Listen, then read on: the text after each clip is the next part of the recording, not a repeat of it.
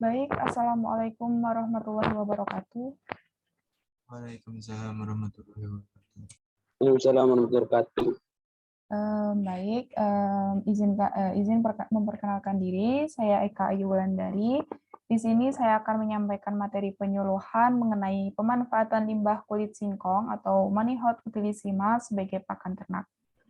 Sebelumnya, mohon maaf jika nanti dalam penyampaian saya kurang memuaskan. Di sini pada dasarnya kita saling belajar. Baik, terima kasih. Kita mulai dari latar belakang. Pakan adalah salah satu faktor yang sangat menentukan di dalam usaha budidaya ternak. Di samping mutu bibit dan tata laksana, dan pakan juga adalah faktor yang sangat berpengaruh terhadap produktivitas dan merupakan biaya produksi yang terbesar dalam usaha peternakan baik penggemukan maupun pembibitan sapi potong. Ketersediaan hijauan di Indonesia kerap kali menjadi masalah untuk peternak. Untuk itu, para peternak harus membuat pakan alternatif yang dapat memenuhi kebutuhan pakan selain dari hijauan. Kulit singkong merupakan limbah dari singkong yang telah diolah menjadi produk lain. Ketersediaan kulit singkong di Indonesia sangat melimpah, sehingga dapat dimanfaatkan. Kulit singkong memang mengandung protein yang rendah, namun memiliki kandungan karbohidrat yang lumayan tinggi. Di Indonesia, kulit singkong sudah banyak dijadikan pakan untuk ternak ruminansia, baik untuk penggemukan ataupun pembibitan. Peternak di Indonesia bisa memanfaatkan kulit singkong untuk memenuhi kebutuhan pakan ternaknya sebagai pakan alternatif ataupun sebagai pakan tambahan untuk memenuhi kekurangan dari hijauan pakan. Kulit singkong bisa diberikan kepada ternak secara langsung ataupun bisa difermentasi terlebih dahulu. Nah, ini adalah klasifikasi tanaman ubi kayu menurut Rukmana, yang sebagaimana Kingdom Plantae, divisi Spermatophyta, subdivisi Angiospermae, kelas Dicotyledone, ordo Euphorbiaceae, famili Euphorbiaceae, genus Manihot, spesies Manihot utilissima, pol Manihot esculenta cransins. Kemudian feed suplemen yang terkandung dalam kulit singkong, yaitu kulit singkong bisa dimanfaatkan sebagai bahan pakan tambahan untuk ruminansia karena mengandung karbohidrat yang cukup tinggi. Kulit singkong merupakan hasil samping industri pengolahan ketela pohon seperti keripik singkong dan tepung tapioka. Kulit singkong cukup banyak jumlahnya. Setiap kilogram umbi ketela pohon biasanya dapat menghasilkan 15-20% kulit umbi. Maka semakin tinggi jumlah produksi singkong, semakin tinggi pula kulit yang dihasilkan.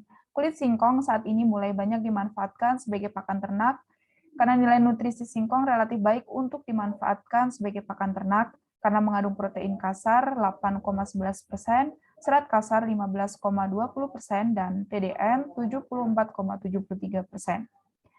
Kemudian Marzuki menambahkan bahwa kulit ketela pohon mengandung BETN 68,5%, ini menunjukkan bahwa kandungan karbohidrat larutnya cukup tinggi. Adapun kandungan gizi pada kulit singkong, menurut Devendra, yaitu protein kasarnya ada 4,8%, serat kasar 21,2%, ekstrak ekter 1,22%, abu 4,2%, ekstrak tanpa N 68%, CA 0,36%, P 0,112%, MJ 0,222%, energi metabolis 2960. Kemudian menurut Rukmana, yaitu BK 17,45%, protein 8,11%, TDN 74,73%, SK 15,20%, lemak 1,29%, CA 0,63%, dan PO 0,22%. Adapun kendala kulit ubi kayu sebagai bahan ternak adalah kulit singkong memiliki kandungan protein yang rendah, serat kasar yang tinggi, dan memiliki kandungan HCN atau asam sianida atau racun sianida di dalamnya. Di mana HCN ini berfungsi sebagai zat anti nutrisi yang merugikan terhadap ternak. Keadaan kulit singkong yang rendah nutrisi dan berzat anti nutrisi tersebut menjadi untuk diperbaiki fungsi nutrisinya. Beberapa hasil penelitian menunjukkan bahwa teknologi fermentasi dapat meningkatkan kandungan protein dan menurunkan kadar serat kasar dan HCN kulit singkong.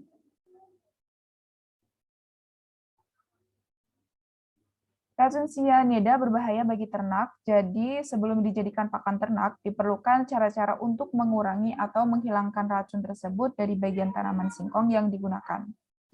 Corsi menyatakan bahwa HCN mempunyai ikatan yang tidak begitu kuat, mudah menguat dan hilang atau berkurang dengan jalan pengolahan, seperti pencucian, perendaman, perebusan, pengukusan, dan pemanasan. Cokro Adikusuma menyatakan bahwa racun HCN dapat dihilangkan dengan cara sederhana antara lain melalui penggorengan, pengukusan, penjemuran, atau diolah menjadi panganan-panganan lainnya. Kompiang et al. Menambahkan bahwa kandungan HCN dalam suatu bahan pakan dapat dikurangi atau dihilangkan dengan proses fermentasi. Selanjutnya yaitu cara pembuatan dan alat bahannya dalam pembuatannya itu apa saja. Alat bahannya yaitu alat baskom, terpal, gayung, tong untuk tempat fermentasi, dan tempat makan untuk pencampuran bahan pakan. Kemudian bahannya yaitu membutuhkan 100 kg kulit singkong kering, 50 kg kulit ari kedelai, 10 kg dedak, dan amfor atau probiotik yang dilarutkan dengan air gula dan 15 dilarutkan dengan air. Cara fermentasi kulit singkong untuk pakan ternak. Perlu diperhatikan bahwa dosis yang mematikan dari sianida adalah antara 0,5 sampai dengan 3 mg atau kilogram per bobot tubuh. Racun sianida berbahaya bagi ternak, jadi sebelum dijadikan pakan ternak, diperlukan cara-cara untuk mengurangi atau menghilangkan racun tersebut dari bagian tanaman singkong yang digunakan. Kombiang et al. Yang menyatakan bahwa teknik fermentasi dapat menghilangkan HCN dari suatu bahan pakan.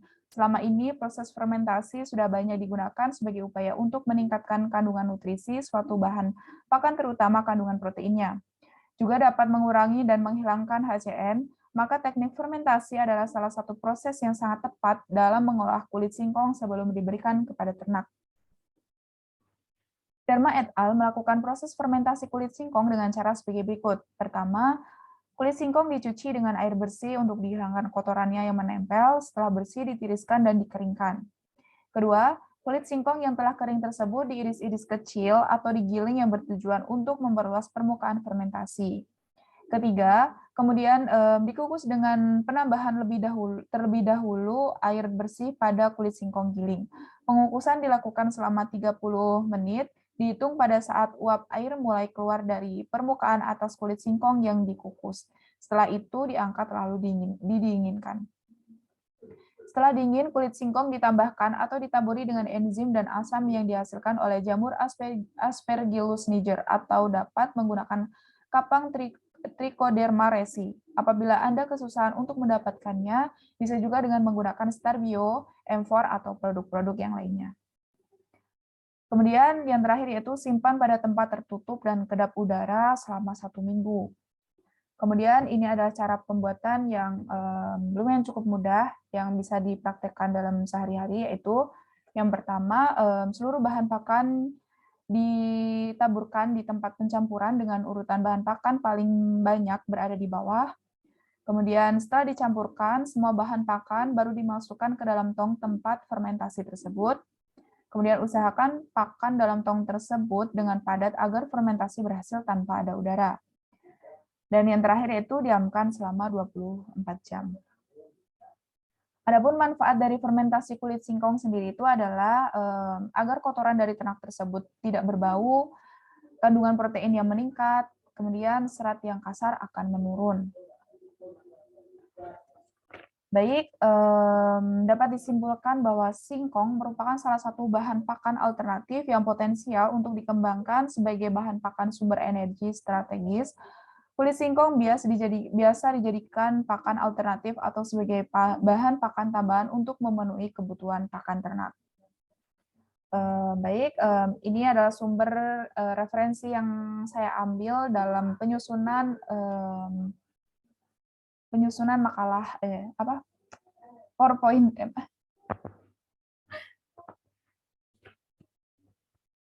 Baik, demikian ya Allah, astagfirullah. Demikian ini sumber yang saya ambil dalam penyusunan untuk presentasi ini. Baik, terima kasih. Saya Eka Yulandari. Mohon maaf jika dalam penyampaian saya banyak kekurangannya. Terima kasih, saya kembalikan ke moderator.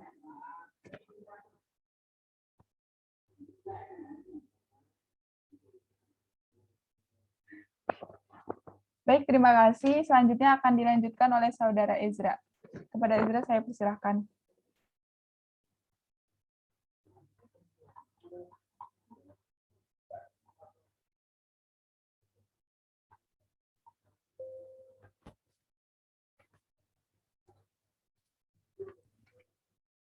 Assalamualaikum warahmatullahi wabarakatuh. Waalaikumsalam warahmatullahi wabarakatuh. Di sini saya akan membacakan PPT tentang pemanfaatan limbah kulit singkong atau Manihot utilissima sebagai pakan ternak. Izin saya selanjutnya.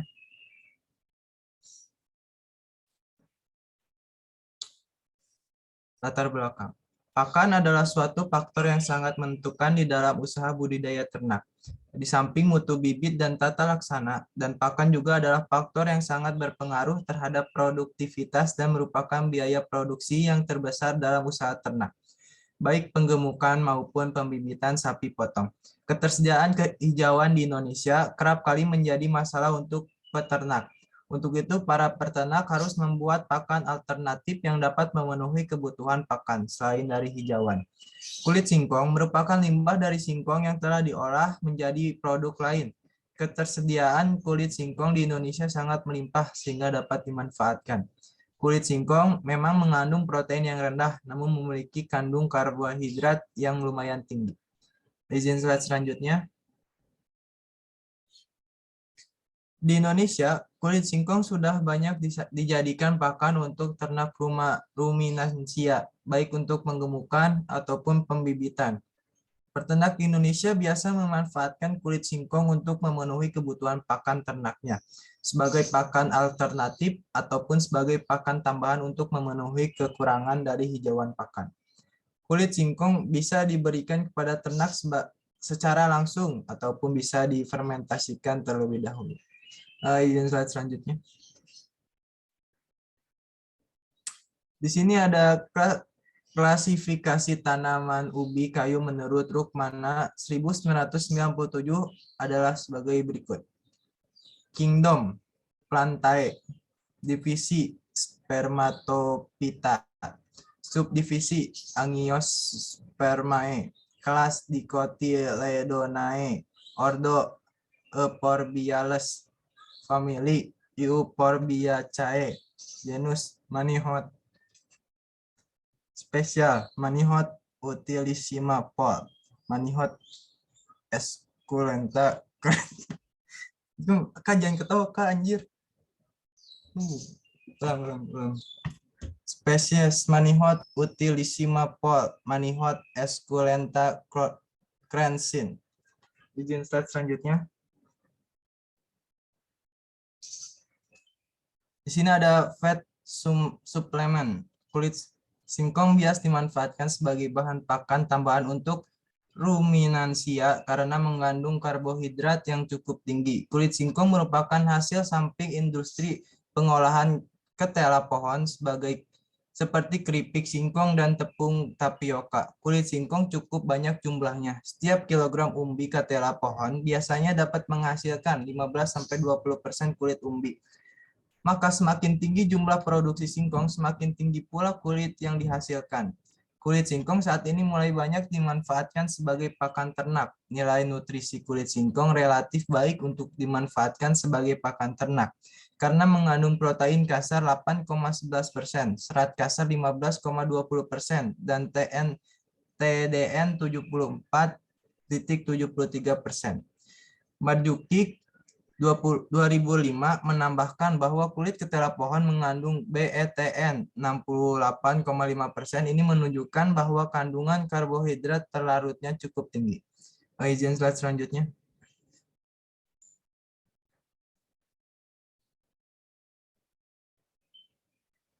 Di sini ada kandungan gizi pada kulit singkong.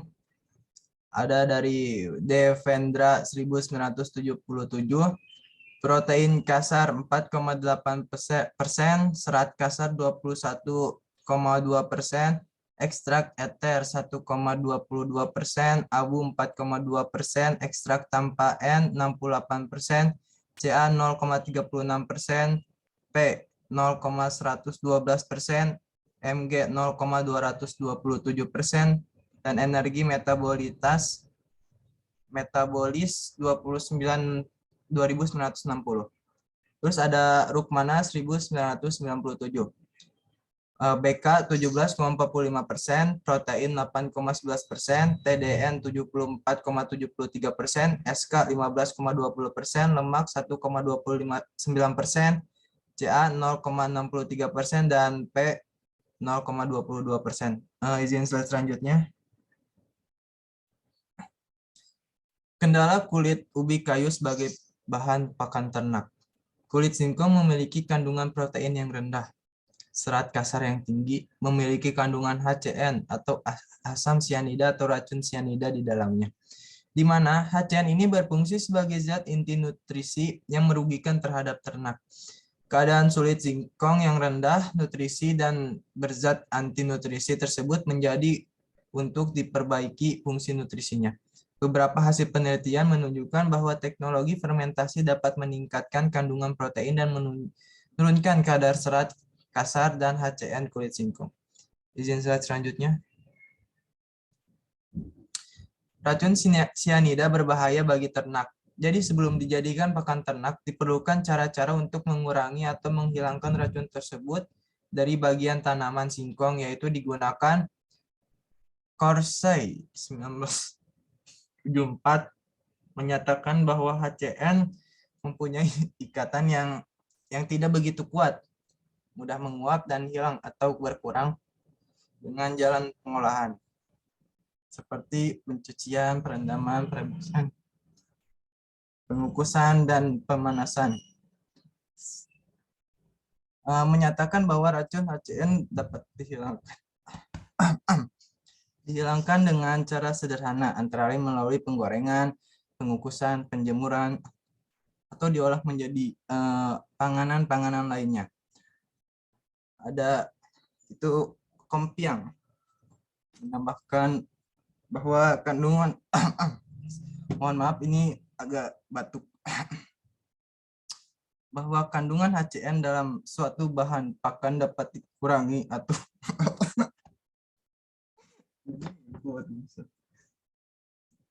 kandungan HCN dalam suatu bahan pakan dapat dikurangi atau dihilangkan dengan proses fermentasi. Izin slide selanjutnya. Di sini ada alat, bahan, dan cara pembuatan pakan ruminansia fermentasi bahan atau Manihot utilissima. Izin slide selanjutnya. Di sini ada alat dan bahan ya. Alatnya ada baskom, terpal, gayung, tong untuk tempat fermentasi, tempat untuk pencampuran bahan pakan. Terus ada bahannya yaitu 100 kg kulit singkong kering, 50 kg kulit ari kedelai, 10 gram dedak dan EM4 atau probiotik yang dilarutkan dengan air gula dan 15 dilarutkan dengan air. Izin saya selanjutnya. Di sini ada cara fermentasi kulit singkong untuk pakan ternak. Dosis yang mematikan dari sianida adalah antara 0,5 sampai 3 mg per kilogram bobot tubuh atau CKNSUL 1985. Racun sianida berbahaya bagi ternak. Jadi sebelum dijadikan pakan ternak itu diperlukan cara-cara untuk mengurangi atau menghilangkan racun tersebut dari bagian tanaman singkong yang digunakan. Kompiang et al. 1993 yang menyatakan bahwa teknik fermentasi dapat menghilangkan HCN dari suatu bahan pakan. Selama ini proses fermentasi sudah banyak digunakan sebagai upaya untuk meningkatkan kandungan nutrisi suatu bahan pakan terutama kandungan proteinnya. juga dapat mengurangi dan menghilangkan HCN. Maka teknik fermentasi adalah salah satu proses yang sangat tepat dalam mengolah kulit singkong sebelum diberikan kepada ternak. Izin slide selanjutnya.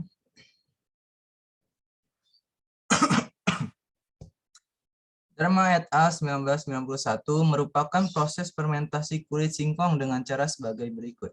Yang pertama, kulit singkong dicuci dengan air bersih untuk dihilangkan kotorannya yang menempel. Setelah bersih, diiriskan dan dikeringkan. Yang kedua, kulit singkong yang telah kering tersebut diiris-iris kecil atau digiling yang bertujuan untuk memperluas permukaan fermentasi. Yang ketiga, kemudian dikukus dengan penambahan lebih dahulu air bersih pada kulit singkong giling. Pengukusan dilakukan selama 30 menit dihitung pada saat uap air mulai keluar dari permukaan atas kulit singkong yang dikukus. Setelah itu diangkat lalu didinginkan. Yang keempat, setelah dingin, kulit singkong ditambahkan atau ditaburi dengan enzim dan asam yang dihasilkan oleh jamur Aspergillus niger atau dapat menggunakan kapang Nicoderma resi. Apabila Anda kesusahan untuk mendapatkannya, bisa juga dengan menggunakan Starbio atau EM4 ataupun produk-produk lainnya. Yang kelima, simpan pada tempat tertutup dan kedap udara selama 1 minggu. Izin slide selanjutnya. Cara pembuatan. Slide selanjutnya. Jadi step yang pertama itu seluruh bahan pakan ditaburkan di tempat pencampuran dengan urutan bahan pakan paling banyak berada di bawah. Step yang kedua, setelah dicampurkan semua bahan pakan baru dimasukkan ke dalam tong tempat fermentasi tersebut. Step ketiga, usahakan pakan dalam tong terisi dengan padat agar fermentasi berhasil tanpa ada udara. Step keempat, diamkan selama 24 jam. Nah, izin slide selanjutnya. Manfaat dari fermentasi kulit singkong. Yang pertama, agar kotoran dari ternak tersebut tidak berbau. Yang kedua, kandungan protein yang meningkat. Yang ketiga, serat kasar akan menurun. Izin slide selanjutnya. Ya. Kesimpulan, singkong merupakan salah satu bahan pakan alternatif yang potensial untuk dikembangkan sebagai bahan pakan sumber energi strategis. Kulit singkong bias dijadikan pakan alternatif atau sebagai bahan pakan tambahan untuk memenuhi kebutuhan pakan ternak. Izin saya selanjutnya.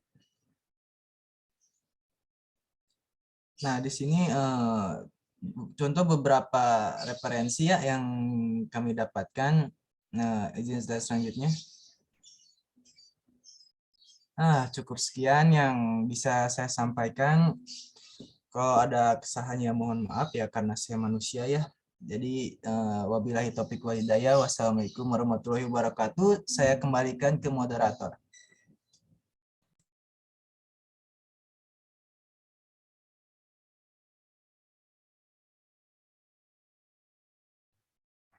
Baik, terima kasih. Baik, sudah di penghujung acara.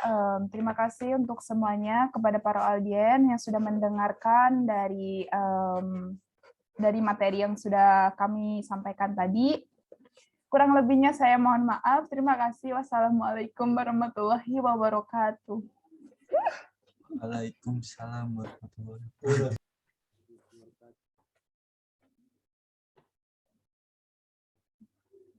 Bang, obatin dulu yang batuknya. Iya cowok batuk anjir. Si Eko ngajak ketawa mulu.